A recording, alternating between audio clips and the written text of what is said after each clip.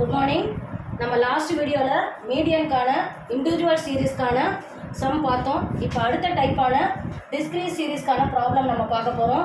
நான் ஆல்ரெடி சொல்லத்தான் one second நான் ரீகால் பண்ண போகிறேன். ஸோ மீடியனுக்கான இண்டிவிஜுவல் சீரீஸ்னால் உங்களுக்கு ஞாபகம் வரக்கூடியது அசெண்டிங் டிசெண்டிங் ஆர்டர். ஓகேங்களா? ஸோ ஃபார்முலாவில் யூஸ் பண்ணக்கூடியது பொசிஷன். அது ஆன்சர் கிடையாது. பொசிஷன் கண்டுபிடிச்சிட்டு ஆன்சரை ஃபைனலாக எடுத்து நம்ம எழுதணும். ஸோ இப்போ நம்ம டிஸ்க்ரீட் சீரீஸ்க்கான problem find the median for the following frequency distribution. So எப்படி கொடுத்துருக்காங்க? daily wages in rupees, number of person. So daily wages in rupees 5, 10, 15, 20, 25, 30. Number of person 7, 12, 37, 25, 22, 11. So நமக்கு கொடுத்துருக்காங்க. இப்போ இந்த வேல்யூ ஒரு வேல்யூஸோட டிபெண்ட் பண்ணி இருக்கிறதுனால இது எந்த டைப்க்கான கொஷின் நம்ம எடுக்கிறோம்? டிஸ்க்ரீட் சீரீஸ்க்கான கொஷினாக நம்ம வந்து டினோட் பண்ண போகிறோம். ஸோ டிஸ்க்ரீட் சீரீஸில் நமக்கு கேட்டிருக்கக்கூடியது நம்மளுடைய மீடியன் கேட்டிருக்காங்க. ஸோ மீடியனுக்கான ஃபார்முலா நம்ம யூஸ் பண்ண போகிறோம். நெக்ஸ்ட்டு கேல்குலேஷன் போகிறோம்.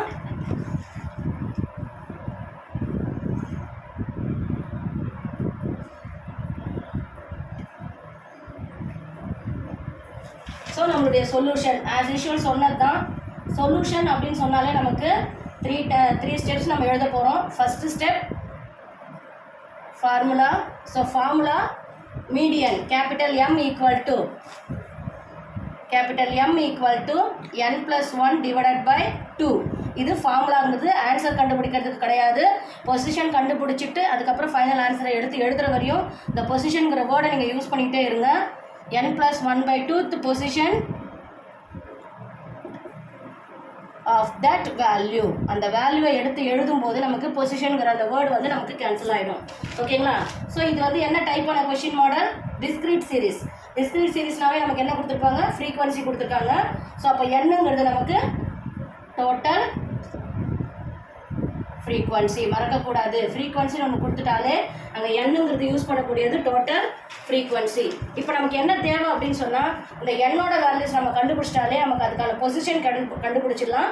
ஸோ அந்த பொசிஷன் கண்டுபிடிக்கிறதுக்கு மீடியன் இண்டிவிஜுவல் சீரீஸ்னால் நமக்கு ஞாபகம் வரக்கூடியது ascending or descending order. Median discrete series continuous series அப்படின்னு நம்ம சொன்னாலே நமக்கு ஞாபகம் வரக்கூடியது குமுலேட்டிவ் ஃப்ரீக்வன்சி. ஸோ ஃப்ரீக்வன்சியை யூஸ் பண்ணி தான் நம்ம குமுலேட்டிவ் ஃப்ரீக்வன்சி நம்ம கண்டுபிடிக்க போகிறோம். இந்த ஸ்டெப் தான் நம்மளுடைய கண்டினியூஸ் சீரீஸில் நமக்கு யூஸ் ஆக போகுது. அதனால் இது புரிஞ்சுக்கிட்டால் அதை நம்ம ஈஸியாக நம்ம கால்குலேட் பண்ணிக்கலாம். ஸோ இது ஃபார்முலா நம்ம ஃபஸ்ட் ஸ்டெப் எடுத்தாச்சு. செகண்ட் ஸ்டெப்பான கேல்குலேஷன் நம்ம போட போகிறோம். நீங்கள் டேபிள்னும் போடலாம் இல்லை கேல்குலேஷனும் போடலாம். ஸோ செகண்ட் ஸ்டெப்பான கேல்குலேஷன். இந்த கேல்குலேஷனில் நம்ம எப்படினாலும் ஃபஸ்ட்டு வேல்யூஸ் நம்ம என்னென்னு எடுக்கிறோம்? First values x, second value frequency value. So x values என்ன கொடுத்துருக்காங்க? 5, 10, 15, 20, 25, 30. ஃப்ரீக்வன்சி வேல்யூஸ் என்ன கொடுத்துருக்காங்க? 7, 12, 37, 25, 22, 11. அடுத்த ஸ்டெப்பான நம்மளுடைய குமுலேட்டிவ் ஃப்ரீக்வன்சி. மறக்கக்கூடாது, டிஸ்க்ரீட் சீரீஸ் கண்டினியூஸ் சீரீஸ் அப்படின்னு சொல்லிட்டாலே நமக்கு ஞாபகம் வரக்கூடியது குமுலேட்டிவ் ஃப்ரீக்வன்சி. இப்போ நமக்கு இங்கே எக்ஸோட டோட்டல் நமக்கு தேவைப்படாது. இப்போ எக்ஸோட டோட்டல் நம்ம தேவைப்படாதனால இந்த இடத்துல நம்ம டேபிள் ஃபார்மேட்டை டோட்டல்ங்கிறது நம்ம எழுதிக்கிறோம். இப்போ ஃப்ரீக்வன்சினுடைய டோட்டல் நமக்கு வேணும். ஏன் அப்படின்னு சொன்னால் நம்மளுடைய ஃபார்முலா அப்ளை பண்ணுறதுக்கு, அதாவது n+1/2 பொசிஷன் கண்டுபிடிக்கிறதுக்கு. ஸோ அப்போ என்னங்கிறது நம்ம டோட்டல் ஃப்ரீக்வன்சியாக நம்ம இங்கே யூஸ் பண்ண போகிறோம். குமுலேட்டிவ் ஃப்ரீக்வன்சி எப்படி கண்டுபிடிக்கிறது அப்படிங்கிறத பார்த்துக்கோங்க. குமுலேட்டிவ் ஃப்ரீக்வன்சி யூஸ் பண்ணி தான் குமுலேட்டிவ் ஃப்ரீக்வன்சி நம்ம கண்டுபிடிக்கணும். அப்போது ஃபஸ்ட்டு நம்மளுடைய ஃப்ரீக்வன்சி வேல்யூஸை அப்படியே காப்பி பண்ணிவிடுங்க. ஸோ ஃப்ரீக்வன்சினுடைய ஃபஸ்ட்டு வேல்யூ காப்பி பண்ணியாச்சு. 1/1 நம்மளுடைய அது வேல்யூஸை ஆட் பண்ணி வரக்கூடியது தான் குமுலேட்டிவ். ஸோ அது எதனுடைய குமுலேட்டிவ் நம்ம பண்ணுறோம்னா ஃப்ரீக்வன்சினுடைய குமுலேட்டிவ் பண்ணுறதுனால குமுலேட்டிவ் ஃப்ரீக்வன்சி. ஸோ 7ங்கிறது ஃபஸ்ட்டு வேல்யூ டைரெக்டாக அப்ளை பண்ணியாச்சு. 7 + 12, 7 + 12 ஈக்குவல் டு என்ன? 19. நெக்ஸ்ட்டு 19 + 37. இதுதான் குமுலேட்டிவ். ஒவ்வொரு ஃப்ரீக்வன்சியினுடைய வேல்யூஸையும் ஆட் பண்ணி நம்ம வர போகிறோம். ஸோ 19 + 37 நம்மளுடைய வேல்யூஸ் ஆட் பண்ணிக்கோங்க கால்குலேட்டர் யூஸ் பண்ணி. 56 56 ப்ளஸ் 25 நம்முடைய ஆன்சர் என்ன 81. 81 ப்ளஸ் 22 நம்முடைய வேல்யூ 103. 103 ப்ளஸ் 11 நம்முடைய ஆன்சர் என்ன 114. நல்லா பார்த்துக்கோங்க. குமுலேட்டிவ் ஃப்ரீக்வன்சி எப்படி கண்டுபிடிக்கணும்? ஃபஸ்ட்டு குமுலேட்டிவ் வேல்யூஸை டைரெக்டாக போட்டு அப்ளை பண்ணிவிட்டு நெக்ஸ்ட்டு குமுலேட்டிவ் ஃப்ரீக்வன்சி ஒவ்வொரு வேல்யூஸையும் நம்மளுடைய வேல்யூஸை ஆட் பண்ணிக்கிட்டே வரக்கூடியது தான் நம்மளுடைய குமுலேட்டிவ் வேல்யூஸ். இதை பார்த்துக்கோங்க. அந்த ஏரோ மார்க் போட்டிருக்கிறது உங்களுக்கு புரியுதான்னு பார்த்துக்கோங்க. அதுக்கப்புறம் நான் நெக்ஸ்ட்டு வந்து பார்த்தீங்க அப்படின்னு சொன்னால் டேரெக்டாக வேல்யூஸ் தான் போட போகிறேன். இந்த ஒன்றுக்கு மட்டும் நம்ம வந்து எப்படி பண்ணோம் அப்படிங்கிறது உங்களுக்கு ஞாபகம் வரதுக்காக ஃபஸ்ட்டு 7 + 12 19 19 + 37 56 56 + 25 81 81 + 22 103 103 + 11 114. இப்போ நீங்கள் இந்த ஃப்ரீக்வன்சினுடைய வேல்யூஸை நீங்கள் ஆட் பண்ணீங்க அப்படின்னு சொன்னால் இந்த டோட்டல் நமக்கு கிடைக்கும். நீங்கள் செக் பண்ணிக்கோங்க. ஓகேவா? 7 + 12 + 37 + 25 + 22 + 11 = 114. இதுதான் நம்முடைய வேல்யூ. நமக்கு குமுலேட்டிவ் ஃப்ரீக்வன்சினுடைய டோட்டல் தேவைப்படாது. ஓகேங்களா? ஸோ நம்ம கண்டுபிடிக்கக்கூடிய ஒரே ஒரு டோட்டல் ஃப்ரீக்வன்சினுடைய டோட்டல். ஸோ அங்கே நம்ம என்ன யூஸ் பண்ண போகிறோம்? என்னுடைய வேல்யூஸ் தான் குமுலேட்டிவ்னுடைய ஃப்ரீக்வன்சியை நம்ம யூஸ் பண்ண போகிறோம். ஸோ நம்மளுடைய கால்குலேஷன் என்ன? m = நான் நல்லா பார்த்துக்கோங்க. பொசிஷன் எழுதிக்கிட்டே வர போகிறேன். எப்போ பொசிஷனை தாண்டி நம்ம வேல்யூ எழுதுகிறோமோ அப்போ பொசிஷனுங்கிற வேர்டு வந்து நமக்கு வராது. ஸோ n + 1 என்ன வரும்? 114 + 1 / 2. இங்கே நான் பொசிஷன் எழுதிக்கிட்டே வருவேன்.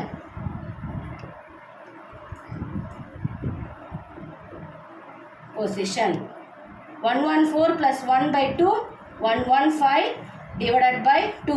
நீங்கள் டைரெக்டாக அடுத்த ஸ்டெப் லாஸ்ட் ஸ்டெப்பு கூட போயிடுங்க. நான் இந்த ஸ்டெப்புனுடைய கால்குலேஷன் மட்டும் ஃபஸ்ட்டு சொல்லிடுறேன். நீங்கள் டைரெக்டாக ஆன்சர் போட்டால் கூட போதும். ஓகேங்களா? ஸோ பொசிஷன் 115 / 2ங்கிறது நமக்கு என்னன்னு வருது? 57.5. 57.5ங்கிறது ஆன்சர் கிடையாது. Just the position. ஓகேங்களா? நான் இன்னும் பொசிஷனுங்கிற வேர்டை எடுக்கவே இல்லை. 57.5ங்கிற இந்த பொசிஷனை நம்ம எங்கே பார்க்கணும் அப்படின்னு சொன்னால் நம்மளுடைய குமுலேட்டிவ் ஃப்ரீக்வன்சியில் நம்ம பார்க்கணும். ஸோ அந்த குமுலேட்டிவ் ஃப்ரீக்வன்சி 57.5ங்கிற வேல்யூ எங்கே இருக்குது? 56ல் இல்லை. ஏன்னா 56னுடைய வேல்யூஸ் 56ஓட ஃபினிஷ் ஆகிடுச்சு.